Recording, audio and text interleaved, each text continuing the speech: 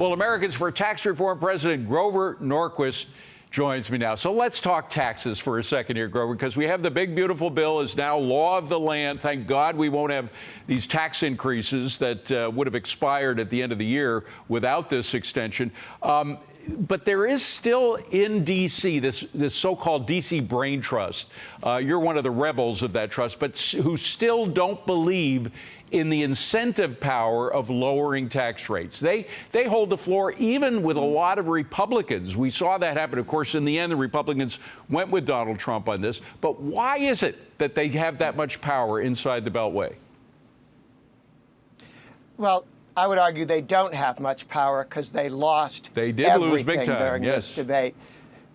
We not only have made permanent expensing and lower taxes for smaller businesses and pass-throughs, we protected the permanency of the corporate income tax, which was at 35%, highest, stupidest in the world, higher than communist China, higher than France. That was brought down by the Republicans 7 years ago, down to 21%, which is okay. We do need to go to 15, and that's where we go to next.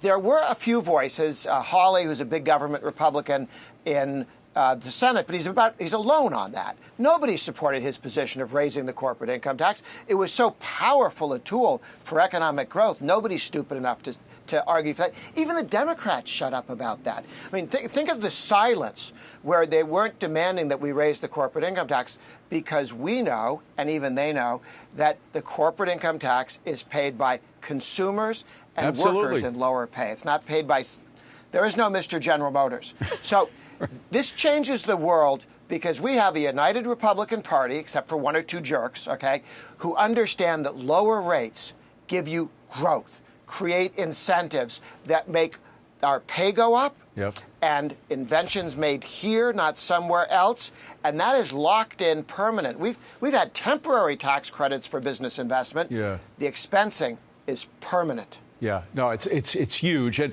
I want to switch to another subject that's one of our favorites, and starting with the UK. The United Kingdom is thinking of coming up with this wealth tax idea, which has failed time and time again.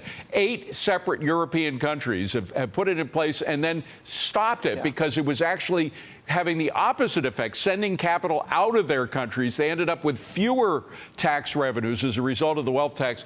There are people in the United States, from Liz Warren to Bernie Sanders, who want it here. Why do they keep doing the same mistake over and over again? Well, look, the Republican Party drew a line in the sand back in 1994, and 96% of all the candidates says we are never raising taxes. And there hasn't been a tax increase, if the Republicans were in charge, since 1990 when Bush did it. The Republicans said we're never doing that again. And the reason they run Congress and the presidency is the country believes them when they say that. When we've taken the position we're not raising taxes, we win. The Democrats will do anything and everything to break the pledge and to break that commitment by Trump that Trump says nobody's rates are going up, not for high income, low income, middle income, business income. I mean, he said it again and again on when he was campaigning, and he said, this is it. We're not going to allow you to divide the American people into different groups and mug them one at a time. Every Democrat run for president said, I'm not taxing anyone unless you make more than this. They try and get 1 or 2% that they say they're going to threaten. But the first tax cut Obama put in was on cigarette smokers, average income about $35,000 a year.